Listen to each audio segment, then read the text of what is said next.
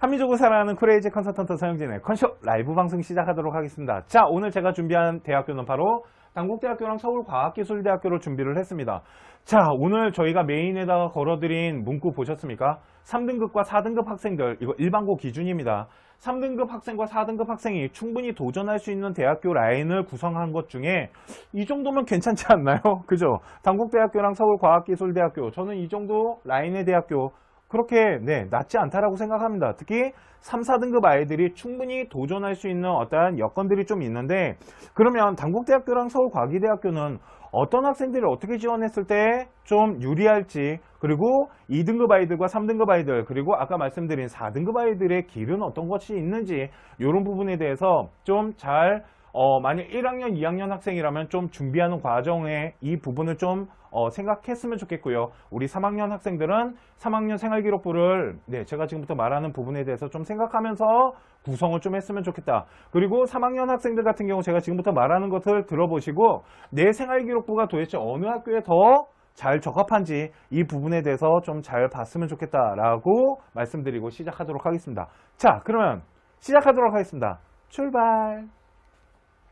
자, 당국대학교입니다. 지금 단대가 원래는 한남동에 있었어요. 되게 부자 학교였는데 한번 부도 때려 맞고 용인에 죽전으로 이전을 했죠. 그런 바람에 대학 레벨이 되게 많이 낮아졌다라는 생각은 하지만 솔직히 당국대학교 역사적으로 조금만 위로 올라간다라면 생각보다 그렇게 낮은 대학교는 아니었습니다. 그래서 이거는 제 주관적인 평가 기준이지만 제가 사회생활을 하면서 느끼는 거지만 좀 나이대가 있으신 분들 중에 단대 이제 졸업하신 분들이 사회적 어떠한 기반이 형성되어 있는 걸 봤을 때 나쁘지 않다라고 저는 생각은 해요. 그렇기 때문에 당국대학교에 대해서 저는 되게 용인 축전에 있는 게 뭐가 그렇잖아요. 예를 들어서 우리 아이가 강남에 살아요.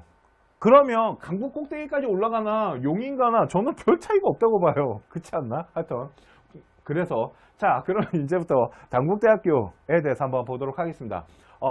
논술 전형 그리고 고른기에 농어촌 전형은 다 제외했습니다. 그 부분은 나중에 따로 방송을 한번 준비해 보도록 하고요. 오늘은 보편적인 부분을 좀 보도록 할게요. 자, 모집 요강입니다. 학생부 교과 우수자 전형이면 교과 전형입니다. 자, 교과 전형 학생부 교과 100%로 뽑고요. 당연히 최저는 반영이 됩니다. 문과 아이들은 국어, 영어, 수학, 사회를 보고요. 자연계 아이들은 국어, 영어, 수학, 과학을 보는데, 자, 좀 봐야 되는 게 뭐냐면 우리 아이 이제 성적표 한번 꺼내보세요. 우리 이제 3, 4등급 학생들은 교과 우수자는 집어넣을 수 없어요. 자, 우리 2등급 대 학생들, 우리 1등급 대 후반부터 2등급 대 학생들은 지금부터 성적표에서 뭘 봐야 되냐면 문과 같은 경우는 국어랑 수학, 그러니까 수학에 대한 비중이 높습니다. 그러니까 국어와 수학에 대한 비중이 높고 자연계 같은 경우는 영어랑 수학에 대한 비중이 높아요. 그렇기 때문에 이 비중을 가지고 계산을 하는데 나중에 3학년 성적 다 나왔을 때 어차피 계산기 돌려보면 알겠지만 지금 1학년, 2학년 성적을 봤을 때 우리가 30%짜리가 들어가는 저 30% 두 개 묶으면 60%예요. 그죠? 높은 겁니다. 그 수치가 어느 정도 되는지를 한번 계산을 해봤으면 좋겠고요. 건축학부 같은 경우는 국어랑 수학이랑 영어랑 탐구인데 얘네가 교차가 됩니다. 문과 이과가 교차가 되기 때문에 영어에 대한 비중과 국어, 수학에 대한 비중이 높고 과탐이나 사탐에 대한 비중은 엄청나게 낮기 때문에 내가 만약 국어, 수학, 영어에 대한 내신은 좀 괜찮은데 탐구가 거의 쓰레기야 이럴 때는 건축학부도 지원이 한번 계산기를 돌려볼 필요가 있겠네요. 자, 학생부 교과 우수자 전형 최저 라인을 좀 보도록 할게요. 국어, 수나 영어, 탐구 한 과목이에요. 자, 여기는 탐구가 몇 과목? 한 과목. 자, 탐구 한 과목이 들어가고요. 두 개 영역 합 6입니다. 그러니까 두 개 영역 합 6이고요. 국어, 수가, 영어, 과탐. 그러니까 여기는 탐구가 아니고 과탐이에요. 과탐 꼭 봐야 됩니다. 두 개 영역 합 6이에요. 그러니까 문과랑 이과랑 기준선을 나누지 않았어요. 보통은 문과가 조금 높고 이과를 좀 낮춰주는 학교들이 많은데 단대는 그런 거 없다. 애놀이 없어요. 문과, 이과 동일하게 뽑힌다라고 보시면 되고 두 개 합 6이니까 3, 3 만들어 오시면 되고 1, 5 만들어도 되고 2, 4 만들어도 되는 겁니다. 이해가시죠? 그러니까 자, 체크포인트 탐구가 한 과목 들어가고 두 과목 합 6이라는 거 일단 좀 체크해 놓고 넘어가도록 하겠습니다. 자, 이제 할 말이 좀 많아요. DKU 일명 그리고 SW가 소프트웨어고요. 창업인재 전형이라는 게 있어요. 제가 저놈의 창업인재 가지고 참 재미를 많이 봤었는데 네, DKU 전형은 그냥 학생부 종합 전형이다. 전통적인 학생부 종합 전형인데 인문계, 자연계, 서류 100%로 뽑아요. 그리고 최저는 없고요. 자소서가 들어가는 대신 면접이 없습니다. 그래서 단국대학교 준비하는 학생들은 면접에 대한 부담이 없어요. 이 얘기는 자기소개서를 쓸 때 그러니까 면접이 없다라는 걸 생각하면서 써야겠죠. 그러니까 면접 무서워해서 서류 신뢰도 어떡하지? 걱정하지 말고 나의 과정과 능력을 싹 다 보여줄 수 있다라고 보고 면접이 약한 아이가 지원하면 참 좋은 전형이다라고 보시면 돼요. 그런데 DKU 전형은 도대체 학생들을 어떻게 뽑을까요? 그거는 좀 이따가 3개 한꺼번에 묶어서 말해 드릴게요. 자, 두 번째 SW 인재 전형인데 이게 소프트웨어, 그러니까 쉽게 말해서 컴공과를 뽑는 아이들이에요. 그러니까 소프트웨어, 모바일 시스템, 정보통계, 컴퓨터공학과, 그리고 산업보안 이렇게 뽑는데 이렇게 5개 학과가 소프트웨어 특기자를 집어넣는데 이거 특기자 전형 아니고요. 그냥 학생부 종합 전형이에요. 그냥 이름만 그냥 똑같은 거예요. DKU랑 이 SW 인재 전형은 똑같아요. 서류 보는 것도 거의 똑같거든요. 그런데 이게 뭐가 다르냐면요. 서류 평가하는 기준선들은 어느 정도 맞춰놨거든요. 그런데 약간의 차이가 있습니다. 첫 번째, 소프트웨어는 면접이 있어요. 왜 그러냐면 전공에 대한 학생의 평가가 좀 필요해요. 이 얘기는 소프트웨어 인재 같은 경우는 전공에 대한 부분을 조금 중요시 보고요. 수학이랑 과학을 잘하는 아이들의 선발 기준을 뒀지만 컴퓨터에 대한 어느 정도의 우리 아이의 활동들은 좀 있어야 된다. 뭐 대단한 대회에 나갔다, 정보올림피아드 이런 걸 원하는 게 아니에요. 학교 안에서 대학교가 원하는 인재상에 맞는 어떤 컴퓨터적인 아니면 어떤 IT 아니면 뭐 인공지능이 됐건 이 분야에 대한 학생의 방향성 정도가 있어야 된다라고 보는데 보세요. 소프트웨어랑 모바일 시스템이랑 정보통계랑 컴퓨터공학과랑 산업보안은 자세히 보시면 조금씩의 차이가 있어요. 컴퓨터공학과는 하드적인 거고 소프트는 말 그대로 소프트 쪽이에요. 그죠? 그러다 보니까 이 학과마다의 학과 소개가 대학교에 있거든요. 그걸 좀 잘 보셨으면 좋겠고 그걸 갖고 3학년 생활기록부를 마무리를 좀 줬으면 좋겠어요. 학교가 원하는 인재상에 맞춰서 이게 좀 중요하거든요. 얘네가 1단계는 학생부 100%로 3배수로 뽑고요. 최저는 미적용이고요. 그 다음에 면접이 30%가 들어가는데 이 면접에 대한 비중이 좀 있다라고 보셔야 돼요. 그리고 서류 신뢰도 일반 면접입니다. 그러니까 우리 아이가 낸 서류와 자기소개서가 정말 진실되어 있는지 그 부분을 본다라고 보시면 됩니다. 자, 마지막이 이제 창업인재인데요. 새롭습니다. 그죠? 창업인재라는 이런 전형을 그렇게 쉽게 사용하지 않는데 창업인재는 솔직히 그렇게 많은 학과가 뽑지는 않고요. 경영학과랑 전자전기랑 토목환경. 근데 토목환경이 생각보다 등급대가 조금 낮게 형성됩니다. 왜 그러냐면 저기가 좀 비인기과거든요. 그런데 보세요.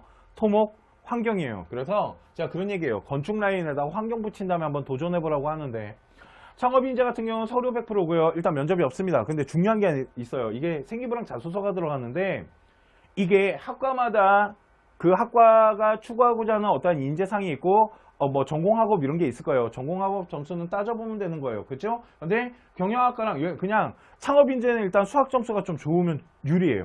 일단 수학 점수가 좀 형성되어 있으면 유리하고요. 창업인재 같은 경우는 생활기록부 안에 창업에 대한 이야기가 꼭 있어야 돼요. 네, 그러면 되게 높게 평가가 되거든요. 자, 그러면 DKU랑 SW랑 창업인재 도대체 어떤 차이가 조금씩 있을까요? 한번 보도록 하겠습니다. 자, DKU는 학업 역량을 30 보고요. 전공적 합성 40에 발전 가능성 15에 인성 15를 봐요. 그러니까 그냥 그렇게 보시면 돼요. 우리 학생들의 생활기록부 안에 어떤 스토리의 어떤 연결을 통한 발전성이 별로 안 들어가네요. 그렇게 생각하시면 안 돼요. 왜 그러냐면 우리 학생이 관심을 갖고 있는 어떤 활동에 대한 주체성을 갖고 무엇인가 스토리를 구성한 게 전공적 학과 발전 가능성이 두 개가 다 묶이는 거기 때문에 생활기록부 안에 단절되어 있는 생기부를 통해서 스토리가 좀 끊겨 있으면 그렇게 유리하진 않아요. 자, 학업 역량 같은 경우는 당연히 전공학업과 전체 학업을 보는데 단국대학교 들어오는 아이들의 수준을 좀 따져볼게요. 지금부터. 그랬을 때 전체 학업을 다 잘하진 못할 거예요. 그죠? 그렇기 때문에 전공학업에 대한 부분이 비중이 높고 그 나머지 좀 못하는 과목이 있어도 단국대학교 DKU 인재 전형에서는 합격을 할 수가 없어요. 합격할 수 있다고 말할 것 같으시죠? 안 그래요. 단국대학교는 학업 성적이 좀 전체적으로 골고루 나오는 게 더 유리해요. 이거 제 경험상이지만 제가 단대 솔직히 생각보다 되게 많이 선호하는 대학교 중에 하나예요. 특히 3등급대 아이들. 그런데 성적대가 좀 어떤 학생들이 더 유리하다고 저는 생각하냐면 어떤 전공 과목에 대한 뚜렷한 점수가 좀 높고 나머지 점수가 낮아서 등급이 만들어진 아이들이 있어요. 그러니까 예를 들어서 1, 3등급보다 둘둘이 나요, 전. 이해 가십니까? 1, 3보다 둘둘이 난데 그렇게 성적대가 좀 고루고루 좀 이렇게 분포되어 있는 아이들이 DKU 인재 전형의 학업 역량에 전 잘 맞는다고 보고요. 그리고 전공 적합성에 대한 부분 단대 봅니다. 전공에 대한 어떤 관심사에 통한 어떤 발전성들, 주체성들 이런 것들 다 평가를 하거든요. 그리고 생각보다 단대가 인성평가 어떤 뭐 소통이나 이런 부분에 대한 부분을 생각보다 좀 낮게 평가하는 거 맞아요. 자, 그러면 소프트웨어 인재 같은 경우는 전공에 대한 부분이 40%예요. 그러니까 전공 적합성 부분을 가장 높게 봐요. 그러니까 DKU랑 아까 말씀드렸잖아요. 거의 비슷하게 뽑는데 소프트웨어 인재 같은 경우는 DKU보다 전공성에 대한 비중이 더 높다고 봐요, 전. 그렇기 때문에 한 여기가 50 정도 되지 않나? 라고 생각을 하고요. 학교 활동 안에 좀 그런 활동들, 우리 학생이 그 학과를 가고자 하는 거기에 맞는 활동들이 좀 있으면 더 좋다라고 보시면 되고요. 마지막 창업인재인데 창업인재는 학업 역량, 전공 적합성, 발전 가능성, 인성, 그러니까 발전 가능성에 대한 부분을 좀 높게 평가한다라고 보고 전공 적합성이 좀 낮게 평가돼요 라고 말씀드리고 싶잖아요. 그렇지 않아요. 전 그러지 않아요. 이거 전공 적합성 엄청 중요해요. 저는 이 전공 적합성이 30이 된다는 게 말이 안 돼요. 제 경험상 이것도 이거 어쩔 수가 없어요. 이게 데이터를 보여드리고 싶은데 이게 이제 저희가 합격한 아이들의 생기부를 왜 방송에다 공개를 못하냐면 이게 사생활 때문에 그러니까 저희가 개인정보 유출 때문에 그래요. 그러니까 저희 이제 생활기록부나 이런 걸 저희가 분석하잖아요. 그리고 보통 학부모님들한테 보관실에 대한 부분에 대해서 그러니까 안내를 드리거나 하는데 이게 당연히 절대 안 보여드리거든요, 저희가. 그렇기 때문에 이게 이제 그러다 보니까 이제 제가 여태까지 했던 경험을 가지고 봤을 때 전공 적합성 같은 경우 창업에 대한 이야기가 좀 필요해요. 창업에 대한 이야기가 좀 필요하고 그거에 대한 이 비중이 생각보다 좀 있는데 그게 생각보다 우리 아이가 어떠한 관심사의 전공에 관련된 부분과 좀 연관성이 있어야 되거든요. 그러다 보니까 저는 이 전공 적합성에 대한 부분의 창업 이야기가 학년별로 좀 발전하는 모습에 대한 비중, 이 두 가지의 비중이 거의 한 60% 넘지 않나 라고 생각하고요. 학업 역량에 대한 비중이 생각보다 DKU나 SW보단 조금 낮아요. 거의 한 등급 정도까지도 낮아요. 왜 그러냐면 이거 방송해도 되는지 모르겠지만 창업인재는 생각보다 준비가 그렇게 잘 돼서 오는 아이들이 많지 않았거든요. 그러니까 이런 거 공개하면 안 되는 건데 그죠? 준비하는 아이들을 위해서 하여튼 그렇다라고 보시면 됩니다.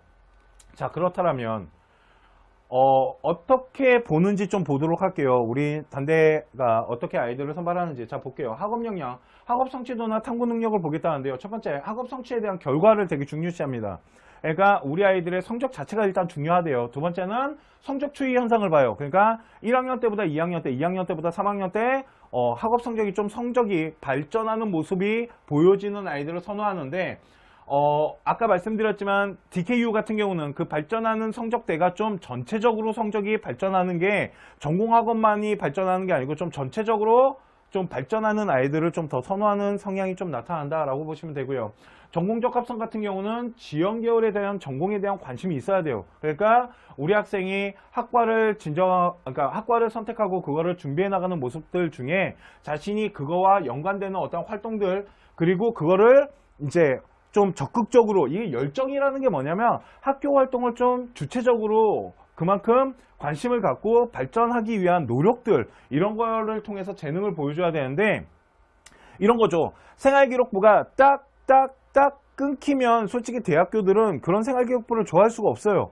왜 그러냐면 그게 바로 얘네 학교가 말하고자 하는 건 뭐냐면 단대선 그걸 뭐라고 말하냐면 지속성과 확장성이라 그래요. 이 확장성도 좀 잘 봐야 되는 게 뭐냐면 확장성이라 그러면 하나의 지식을 좀 더 폭넓게 이렇게 좀 폭넓게 가는 거를 말한다고 생각하지만 단대가 생각하는 건 그게 아니에요.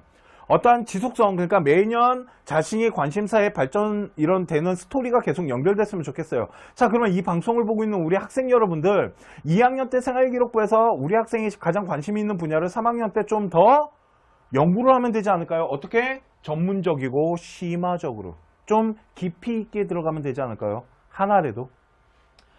그리고 발전 가능성은 리더십, 팔로우십, 그리고 문제 해결 능력을 보는데 이거 그거예요. 그냥 이게 이제 발전 가능성을 보는 것 중에 뭘 가장 중요시 보냐면 이제 해결 능력, 어떠한 문제가 생겼을 때 그걸 해결하기 위해서 우리 아이가 노력하는 모습들, 이런 것들이 있으면 좋다. 구성원들과 함께 해 나가는 모습, 이런 게 저는 솔직히 자기소개서에 꼭 들어가면 좋다라고 보고요. 인성은 아까 말씀드렸지만 조금 좀 낮아요. 얘네들이 평가하는 기준이 낮은데 그냥 그거예요.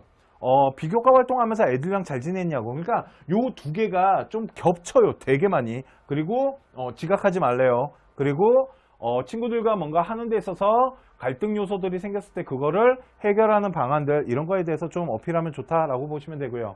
자, 창업 인재는요. 아까 말씀드렸지만 제가 전공에 대한 부분이 생각보다 되게 높아요. 그러니까 대학교가 보여주는 이 수치적인 것보다 제가 생각했을 때 훨씬 높게 평가돼야 되고, 이 전공적 합성과 발전 가능성 이 두 가지를 묶어갖고 한 60, 70% 정도까지 봐야 되지 않나 라고 생각을 해요. 자, 그러면 그게 뭐냐면요. 창업 의지예요. 내가 진짜 나중에 대학교 이 학업을 통해서 창업을 할 생각이 있냐는 거죠. 사업가의 꿈이 있는지. 그리고 그 꿈이 결국은 창업에 대한 열정이에요. 그게 생활기록부 안에 있어야 된다는 거예요. 그래서 아까 말씀드렸잖아요. 창업에 대한 이야기가 좀 있어야 된다. 그리고 지속성, 아까 말씀드렸죠. 전공에 대한 지속성. 근데 생각해봐요. 전공적 합성과 창업 인재는 똑같잖아요, 지금. 왜 그러냐면 자신의 전공과 관련된 어떠한 창업적인 부분을 이게 가져가는 거기 때문에, 그죠? 그러니까 똑같은 지속성이 나오는 것 뿐이에요. 그런데 뭐가 중요하냐면 얘가 되게 중요해요. 현실성. 이게 무슨 말이냐면 우리 아이가 만약 창업에 대한 아이템이나 이런 아이디어를 냈다 칠게요. 근데 우리 아이가 갑자기 그런 얘기예요. 인공위성을 만들겠대요. 그래서 우주산업을 발전시키고 싶대요. 현실적인가요? 이런 거 말고 진짜 현실적인 것들 있잖아요.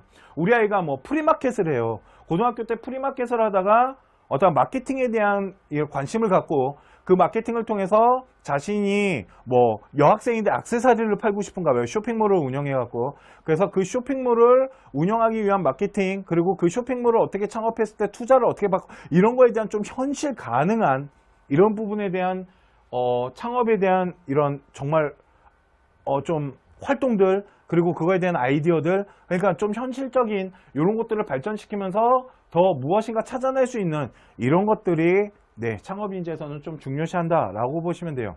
이해가십니까? 이게 단국대학교고요. 자, 단국대학교 그러면 합격하는 아이들은 어느 정도인가요? 라고 물어보시면 일단 단대 입시 결과는 단국대학교 홈페이지에 들어가면 있습니다. 그죠? 그렇기 때문에 그런데 그러니까 큰 틀을 좀 볼게요. 자, 교과 전형은 1.7등급에서 한 2.3등급 사이로 아이들이 선발이 되는데 뭐 문과이과 이렇게 나누는 건 없어요. 제가 보기엔. 그런데 학과마다의 경쟁률이나 좀 인원 변화 같은 거 잘 체크해야 되는 학교다라고 보시면 되고요. 저게 1.7에서 2.3까지 만들어지는 이유가 제가 봤을 땐 최저 라인 때문이다 라고 보면 될 것 같아요. DKU는 2.1에서 한 2.5 그리고 3.5등급 그 사이로, 그러니까 2.5, 3.5, 2점 초반대 요런 아이들이 선발 등급대가 형성이 되는데 2.1등급은 뭐냐면 생각보다 좀 인기 있는 학과들이 있어요. 단대에도 그런 학과들이 2.1등급, 그러니까 인기과 같은 경우는 좀 학업 성적에 대한 부분이 좀 이루어져야 된다라고 보셔야 되고요. SW 같은 경우 아까 전공에 대한 부분 좀 많이 본다라고 그랬죠. 학업에 대한 부분보단. 그러다 보니까 3.0에서 3.9등급 정도가 지금 선발 라인의 합격선을 만들고 있어요. 아까 말씀드렸잖아요. 이거 다 일반고 기준인 겁니다. 일반고 기준으로 봤을 때 단국대학교 DKU나 SW 같은 경우는 3등급대 아이들은 잘 생활기록부만 어느 정도 잘 대학교가 원하는 방향으로 했다라면 충분히 도전할 수 있는 학교다. 그리고 창업인재는 3.5등급에 4등급대. 그러니까 4.5까지 또 들어갑니다. 그래서 4등급대 아이들이 평균점을 형성하는 경우들이 많아요. 그러니까 우리 아이가 만일 내신 등급이 조금 약하다라면, 우리 아이가 만일 지금 고등학교 1학년, 2학년 학생인데 내신 등급이 좀 약하다라면 단대 창업인재에 대한 이 부분을 조금 조사를 해서 준비하는 것도 하나의 방법이 되지 않을까라고 보네요. 아마 이거 확인해 봐야 되는구나. 제가 그걸 확인 안 했네. 2022를 확인한 다음에 나중에 따로 많이 변화가 있으면 방송을 다시 찍던지 공지를 해드리도록 할게요. 자, 그러면 이번에 준비한 두 번째 대학교를 보도록 하겠습니다. 자, 두 번째 준비한 대학교는 바로 서울과학기술대학교입니다.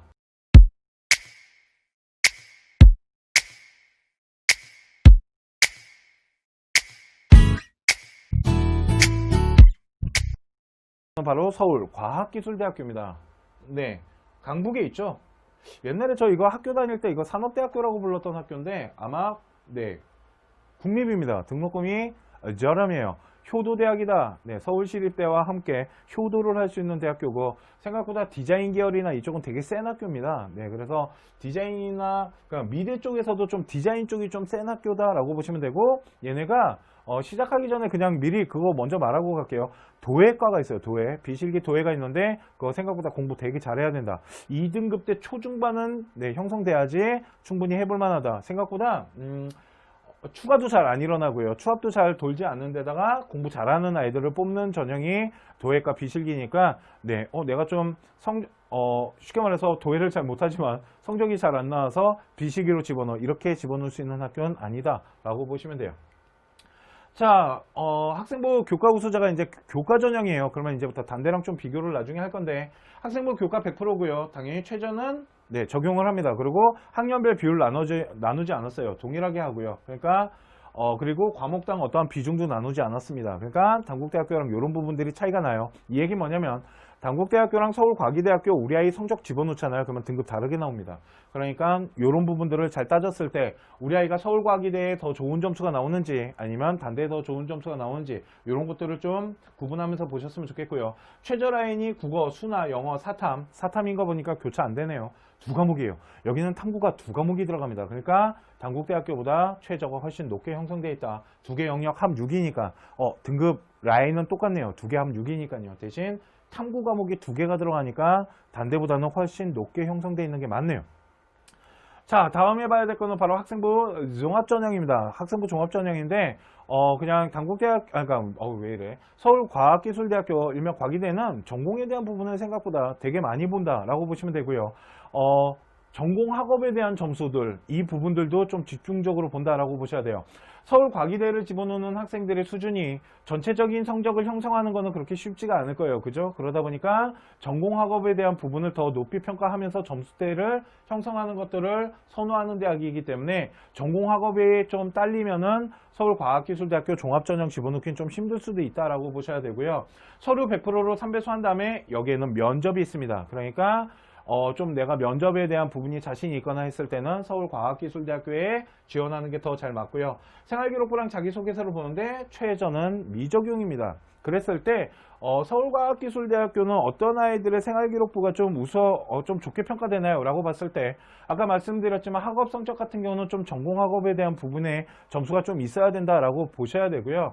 제가 작년에 그런 얘기 했더니 이제 뭐 그 말에 책임질 수 있냐 뭐 이런 댓글이 달렸는데 이게 예전에 제가 설명회 갔다가 입학사정관 때 들은 얘기인데요. 과기대 입학사정관님이 그런 얘기를 했어요. 우리 학교 공대 교수님은 우리 학교 공대 교수님들은 우리 학생이 기하와 미적분을 못하는 아이와 나는 한 공간에 존재하고 싶지 않아요. 뭐 이런 얘기를 하셨던 거를 네, 기억합니다. 그 정도로 전공에 대한 부분들과 학업에 대한 부분들 이런 부분들을 좀 중요시 보는 학교다라고 보시면 되고요. 소프트웨어 인재 전형이 있어요. 그러니까 네, SW 소프트웨어 인재 전형인데 여기도 마찬가지로 특기자 전형 아닙니다. 그냥 학생부 종합 전형이에요. 그런데 똑같아요. 그러니까 수학이랑 과학에 대한 점수가 좀 중요하고요. 그리고 영어에 대한 점수도 좀 필요하다라고 보셔야 돼요. 이 세 과목의 점수대가 좀 형성이 돼 있고 그 다음에 학교 활동 안에서 내가 컴퓨터에 대한 어떠한 이런 활동들 그리고 내가 가고자 하는 학과에 대한 어떠한 관심사들 그리고 이런 소프트적인 IT 산업에 대한 나의 발전성에 대한 어떠한 진로지나 이런 부분들이 골고루 있는 학생이 좋은데 똑같습니다. 학교생활 우수자랑 똑같이 뽑는데 학생부 100%로 3배수 잘라내고요. 1단계 70, 면접이 30%인데 생각보다 서울과기대학교 면접에 대한 비중은 좀 있다라고 보셔야 되고요. 최저는 미적용이고요. 면접은 서류 신뢰도 면접이에요. 똑같습니다.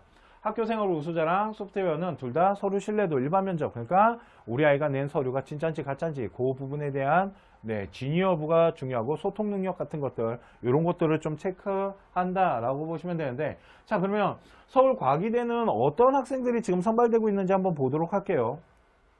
2020학년 입시 결과인데요. 서울과학기술대학교 교과전형 같은 경우는 1.7에서 2.6등급 정도 아이들이 선발돼요. 그러니까 단대랑 비슷해요. 그죠? 근데 단대보다 네, 최저가 빡세요.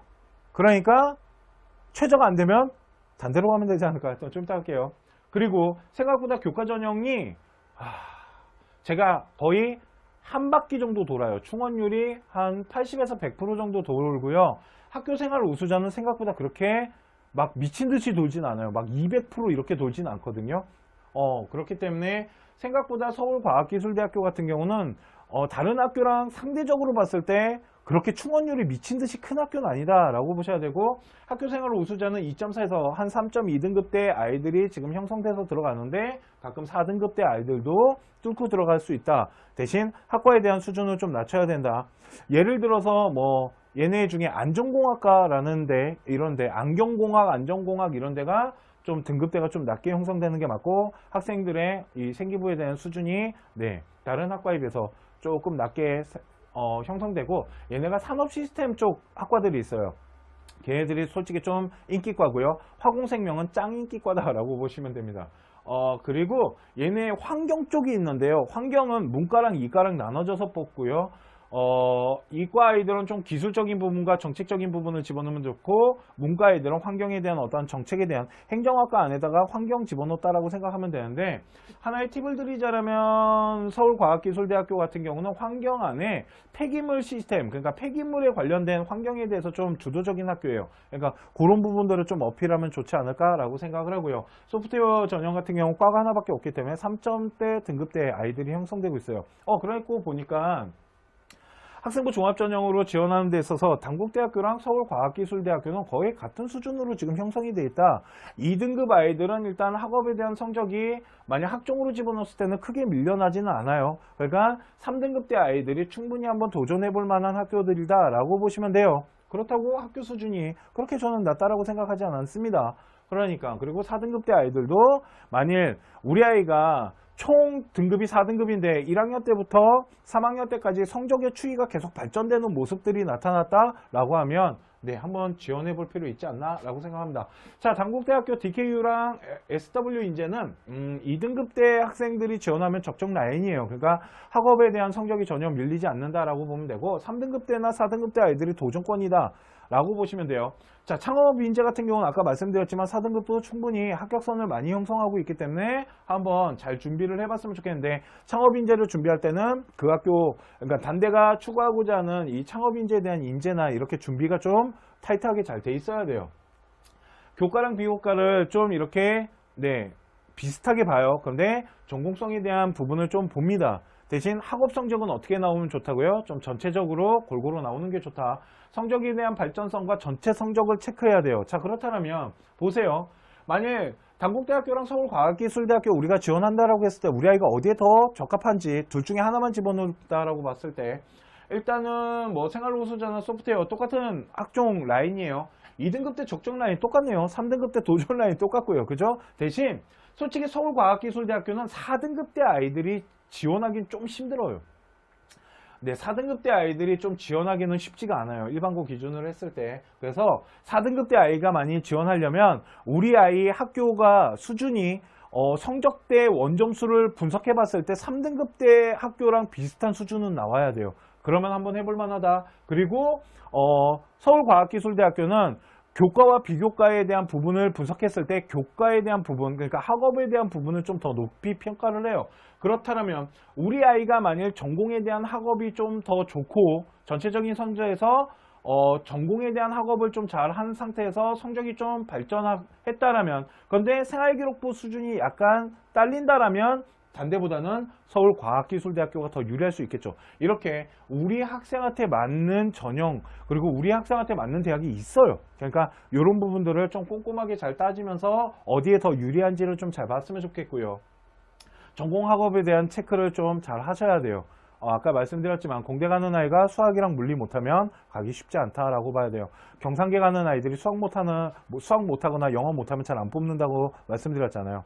그렇기 때문에. 그리고 교과 전형 같은 경우는 단대 같은 경우는 1등급 후반에서 2등급대 아이들이 지금 형성이 돼요. 2등급대 초반. 그런데 서울과기대 같은 경우도 1등급 후반에서 2등급대 초중반. 그러니까 중반까지도 얘는 뽑혀요. 그 이유가 뭐 때문이냐면 최저 때문인 것 같아요. 네, 저기는 최저가 하나 들어가고, 그러니까 최저가 하나 들어간대요. 죄송합니다. 탐구 과목을 봤을 때 하나가 들어가고 잘하는 거 하나만, 얘네는 평균을 내야 돼요. 그러니까 저쪽이 더 어려운 거거든요. 그렇기 때문에 2등급 때 중반 아이들, 그러니까 내가 만약 2등급 때 중반인데 내가 만일 2개 합 6을 만들 수 있다라면 당국대학교보다는 서울과기대 쪽에서 학과를 분석해 갖고 찾아내는 게 훨씬 유리할 수도 있어요. 그러니까 당국대학교랑 서울과학기술대학교 교과 전형은 뭘로 비교를 해야 되나요? 탐구 과목의 과목 수다라고 보시면 돼요. 그래서 6월, 9월 모평 성적이 나왔을 때 우리 아이가 어떻게 준비를 하고 탐구에 대한 점수를 분석했을 때 어디가 더 유리한지 이 부분에 대해서 한번 잘 준비를 해 보셨으면 좋겠습니다. 자, 오늘 제가 준비한 당국대학교랑 서울과학기술대학교와 당국대학교에 대한 분석 방송은 여기까지 하도록 하고요. 우리 학부모님들이 봤을 때, 우리 학생들이 봤을 때 어디에 우리 아이가 더 잘 적합한지, 내가 어느 대학교, 어떤 학과에 더 잘 적합하고 어떤 전형이 더 유리한지 한번 잘 생활기록부를 꼼꼼히 보면서 따져보셨으면 좋겠습니다. 제가 다음 시간 금요일입니다. 금요일날 윤현준 컨설턴트랑 저랑 대학교 또 2개를 비교 분석을 해드릴 건데요. 그 대학교도 생각보다 사람들이 되게 인기 있어 하는 대학이기 때문에 금요일 9시 방송도 많이 기대해 주시고요. 그리고 제가 다음 주 수요일 날은 저희가 휴가예요. 휴가 갔다 와서 그 다음 주 방송을 뭘 해드릴 거냐면 학부모님들이 좀 요청이 많아서 해드리는 건데 등급별로, 그러니까 우리 아이들 등급 있잖아요. 진짜 단순 등급을 가지고 대학교 구성은 어떻게 하면 좋은지, 그리고 단순 등급의 생활기록부가 이제 수준을 평가를 저희가 상상, 상중, 중중, 중하, 하하 이렇게 단계를 나눠서 생활기록부의 수준이 나눠졌을 때 대학교를 어떻게 학종을 지원하는 게 어떤 라인이 형성될 수 있는지 이 부분에 대해서 또 설명을 해드리는 시간을 갖도록 하겠습니다. 다음 시간에 더 알찬 방송으로 또 라이브 방송 준비하도록 하고요. 그리고 대학교는 저희가 한국외대를 제가 이제 녹화방을 지금 준비를 하고 있습니다. 이번에 외대가 교과 전형이 좀 변수가 많아요. 그래서 그 부분에 대해서도 지금 녹화 방송을 준비하고 있으니까 많은 기대해 주시고요. 지금까지 합격을 하는 DNA 서영진이었습니다. 감사합니다.